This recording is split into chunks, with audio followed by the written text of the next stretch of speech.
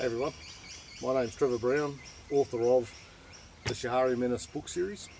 I just thought I'd do a quick video talking about where it came from, how it's important to me and why it's important, what my plans are for the whole series, how big it's actually going to be.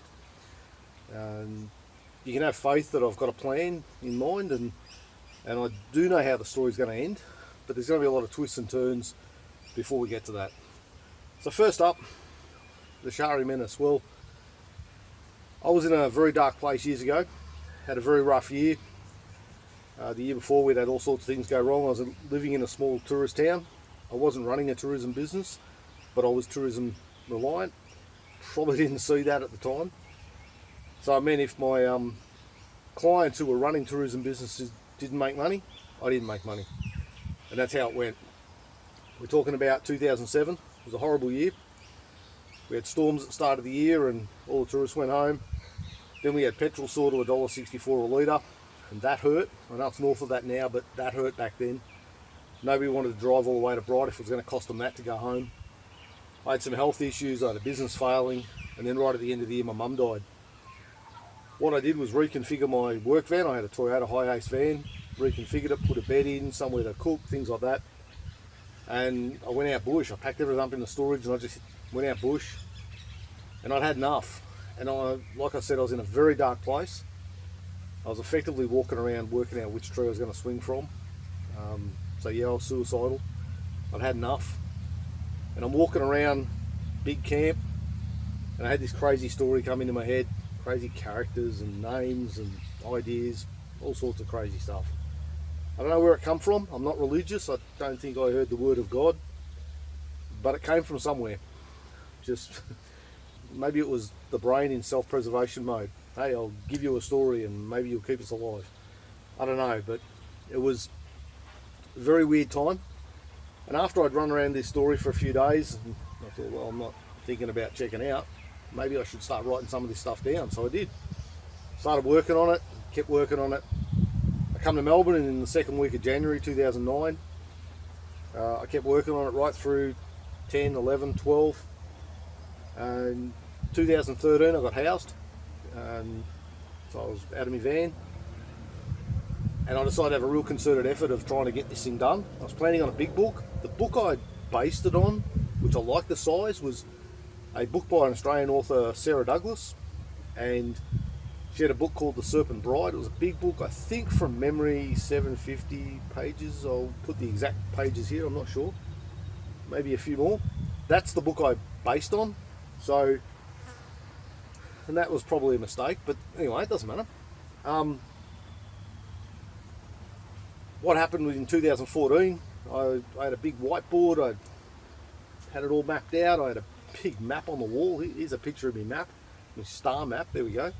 And I was working on it. I stepped away from it for a few weeks or a few months. When I went back to it, I couldn't remember the password, which was a problem.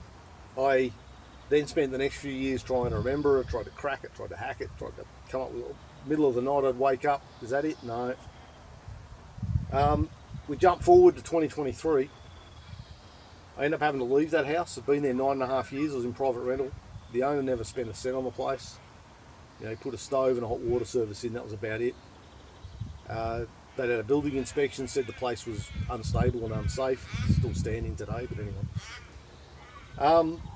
I was in the final days of packing up. I packed up my office last, and I was going through this box, pulled out some papers. There was this thing, turned it over. There was the password. I was like Gollum, really was. But I was in the process of packing up. Where do I put it? So I put it in a folder, moved to the new place down at Keysborough, set up the office, and then I couldn't find the password again. I was like, really? I was only in the Keysborough place. I had a great office. Here's my office. Check this out. Although my office now is not bad. But I was only there for 2 months. I got kicked out. The girls obviously didn't want testosterone in the house. I don't know what their problem was. She reckoned I'd abused her or I hadn't. I mean, I work with women all the time. I'm not that guy. But anyway, I got thrown under the bus. I had to leave, so I picked up 3 folders. One, put the important paperwork the cops were giving me, put that in a folder. had another folder which had projects, and then I had another folder I just grabbed because I thought it was a nice folder. About a month later, I'd got my rooftop tent by then. The rooftop tent was on the car at that point. It's only recently gone on the trailer. We'll talk about that later. But I was out at Kirkkill, not far from here, looking for a memory stick, going through the folders. I knew there was one in there somewhere. Didn't find the memory stick, but I found the password again. And this time I was like, really like Gollum. And I photographed it, I sent it to a mate, I said I'll explain later. And I started working on it. And the funny thing was that when I got back into it, I was actually worried that I'd forgotten most of the story. There's a lot of it that wasn't written. There's a lot of it was still in my head. Where the plot was going, where it was going, you know, like I worried that maybe I'd lost it. And even though now I got the password, was it too late? Was it gone? And that was a real fear at that point. But I opened up the first chapter and then the second chapter and then the next chapter, and I just read it as a reader. And I kept reading it and I read through, and I got through 3/4 of the first book. Then the computer ran out of battery. And I was just like, there's a story in here. And that was pretty cool. And then I'd been reading it for about 3 days, just going through, working through what I had. And I woke up one morning and everything just flooded back. It was crazy. It was really surreal, like where the plot was going, what characters were coming, where was the story actually going, just how does it end? Like everything just flooded back. It was amazing. About that time is when I started having trouble with the car, and I've still got trouble with the car. I got a broken engine in my Subaru. Trying to find a fix for that, but that's tricky. Still living in my rooftop tent, so there's that. But the start of last year was 2024, when I had troubles with the car, I thought, well, I've got book one basically ready. I talked to some publishers at that point. Remember, I was planning the big book. They said most books are about 400 pages now. So I decided to cut it down, work out where I could cut it. Works good. Book one ends with a wedding. A couple of characters get married. That's cool. She's been naughty and had an affair, so there's that. But and book two ends in tragedy, so there's that. But so I had to split it all up. And what I've come up with is what was going to be the one book has now been expanded and split up, and it's better. And that's going to be part one. So if you look at what I've got in terms of the Shahari Menace book series, I've currently got 2 books out. Book one is really an introduction to the universe, the characters, the enemy. Early on we meet a girl stumbling through the bush being pursued by armed men. And her name's Alison Jones, and she's a real big character. You don't know it in the first few books, but she is later. We also meet our main character, Samuel Davison. He's just a bloke on a planet. He's out bushwalking, he's up in the high country in the snow, gets teleported onto a spaceship, like WTF to that. Finds out that there's a war. It's been going for 15 years. And up until recently, no one's been able to destroy one of the big battle cruisers that the enemy fly around in. And the ship he's on board, the Saratoga, the engineers there, they've just developed this weapon that can destroy big ships. And they've got about 1,800 soldiers in stasis. And they want our main character, Samuel, to be in command of them. And maybe he'll bring something different to the fight. And we learn early on that he's no military genius. He questions that.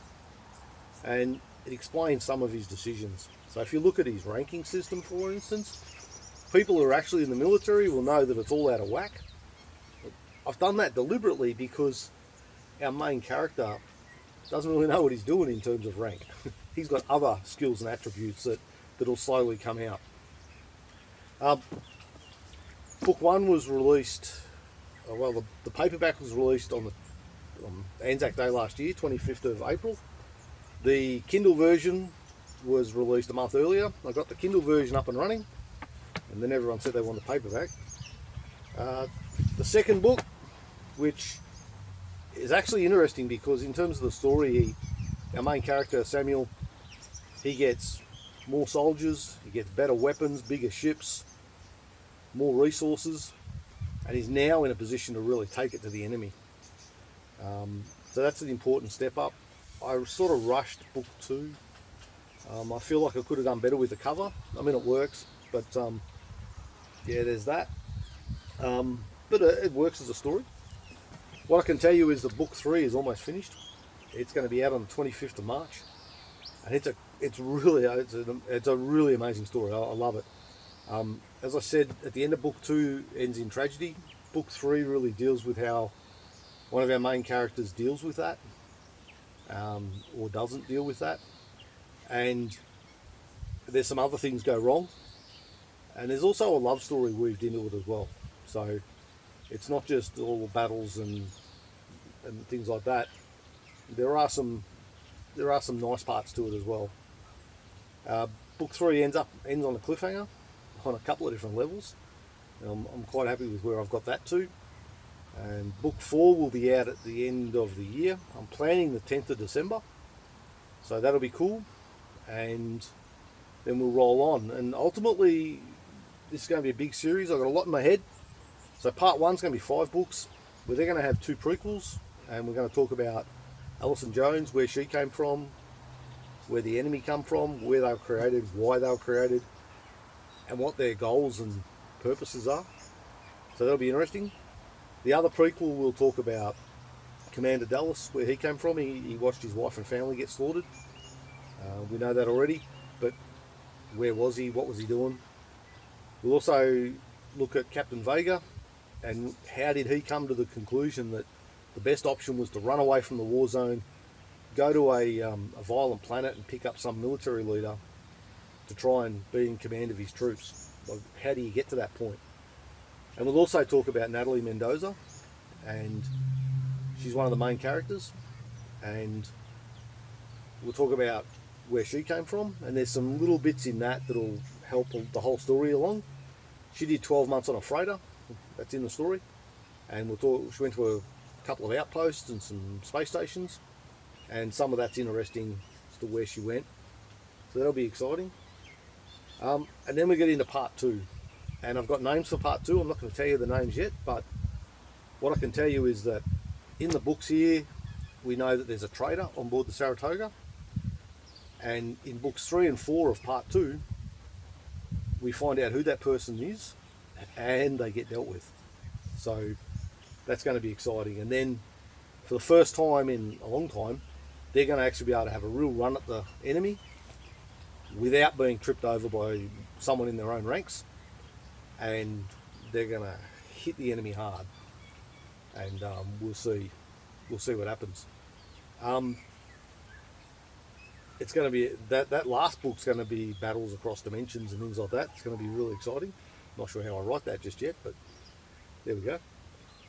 And there's a bit of romance in there, some action between the shoots. I write for adults, so there's sex and swearing, and if people don't like that, then hey, I write for adults. In book 3, I've upped my sex scenes a couple of notches. I looked at what other authors were doing and the way they were describing these types of scenes, and I thought maybe I'll go down that road a little bit. Again, I'm writing for adults.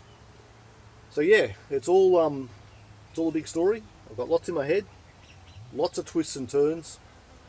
If you want to know when books are coming out or what's going on, I've got a Facebook page. Check that out. There's my email address there if someone wants to rant at me for whatever reason. If you don't think it's a good story, tell me, and we'll see what we can do about making it better. And I know there's some mistakes in both of these books. I keep joking, that proves I'm not AI. So there you go. And it's my first foray into releasing books, and I hope people can appreciate that. And this is what I'm working on. The Shahari Menace. It's a big story. If you're wondering where the word Shahari came from, I just made it up. I was out bush, totally disconnected. In 2011, I punched it into Google, didn't have a clue, couldn't tell me nothing. In 2023, when I punched Shahari in, it came up with a Hindi reference, but it didn't actually give me a meaning. Then I typed in the Shahari Menace, and it came up with Shawn Mendes. So there's that. And now if you type in the Shahari Menace, I've got really good SEO, and it just comes up. Here's what happens if you put in the Shahari Menace. Here's what happens. It's got the Amazon site, it's got the YouTube channel because there's some promos on there, it's got the Facebook page, so that's pretty good. So I'm easy to find. I've got some merch coming. I'm not sure what I'm doing yet. I've got to launch a website, and I'm hoping to have some merch. I've got a t-shirt at the moment. I've also got a hoodie and a beanie that I've been wearing. I'm not sure if people want them or not. Let me know. That's something I can do, and hopefully by the end of 2025 it can grow a little bit, and we'll see what happens. I appreciate everybody that watches this video. I appreciate it. I appreciate everybody that buys a book, whether you buy the Kindle version or the paperback. And at the moment, like I say, I'm sitting next to a broken Subaru, and every little bit of help that I can get to help me fix that would be really appreciated. I've got to get out of here. I can't stay here forever, and this is one of the ways I'm trying to escape my current predicament, you know. And I hope people can respect that I'm not just sitting around asking for people to give me money. I'll give you a good quality product. I mean, this is 484 pages. Remember I said the publishers want about 400? I didn't get there. Book 1 just ended up 484. Book 2 is 484 pages. And I can tell you that Book 3 is 484 pages.